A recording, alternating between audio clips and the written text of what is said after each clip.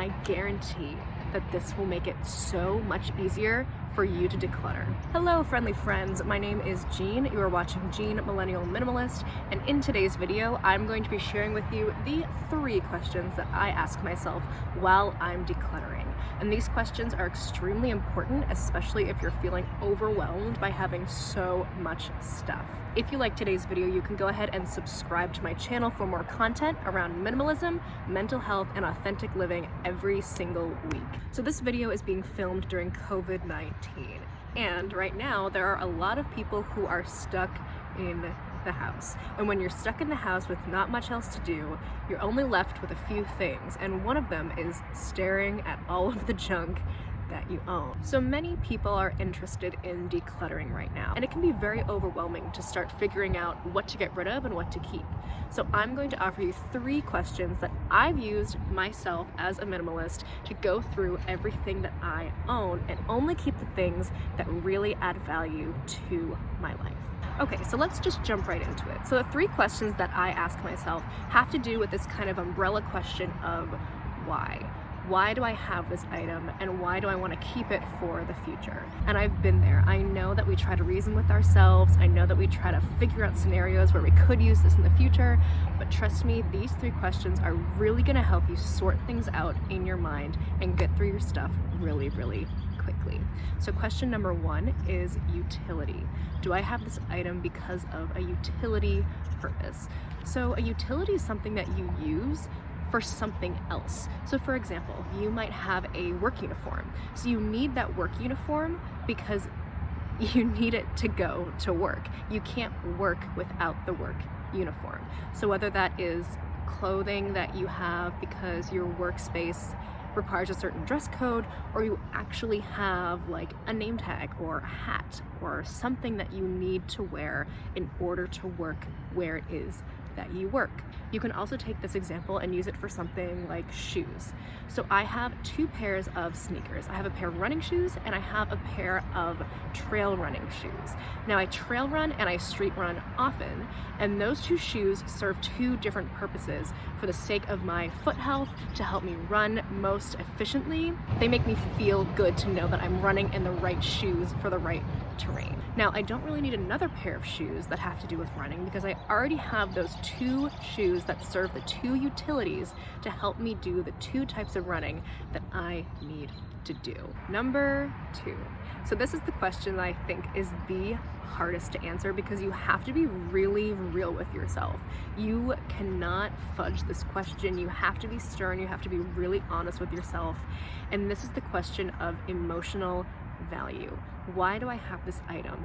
It's because it adds emotional value to my life in a way that another item simply does not. You might have one item that you find yourself wearing really often because it makes you feel really good. I know for me, I have a few shirts that I really like, but I can't wear them too often just because they're not super functional. I can't really move in them, but because they make me so happy when I wear them, and because I feel so secure in who I am and I feel like I'm really expressing my style, I keep them. And you can figure out if you want to keep an item in the same way. So even if you don't wear an item that much, if it makes you feel really good when you have it on, there you go, you should keep it. If you have the same type of item, let's say you have like 4 pairs of pants and all the pairs are pretty similar, but there's one color or maybe there's one style or one cut that makes you feel especially confident. It makes you feel just, like you can take on the world. That's the pair that you should consider keeping. And then for the other 3 items, you can say, do I wear these that often? Do they make me feel as good as this pair of pants?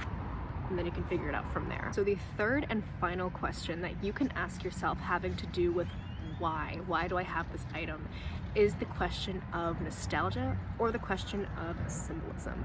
I think these are pretty interchangeable because I think symbolism can often represent nostalgia, but this is the type of question that you can ask yourself when you have an item that you might never use or you might never wear, but it symbolizes a memory, or it just means so much to you that to get rid of it would really hurt who you are. So for example, I have a bunch of crystals in my house.